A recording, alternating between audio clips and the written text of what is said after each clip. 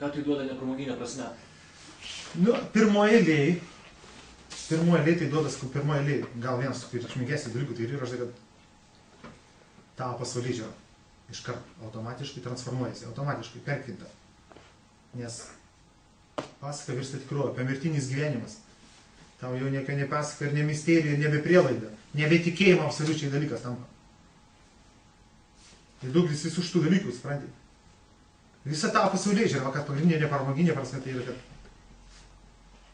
tai yra tikrovė tampa šis, suprantate. Tavo absoliučiai pasaulėžiūra kada turi būti. Jeigu tu suvoki, kaip visą tai vyksta, tu pradedi suvokti, iš pats susivokti, kas tu esi per būtybę, savęs savivoka. Iš šis pasikeičia požiūris į save patį.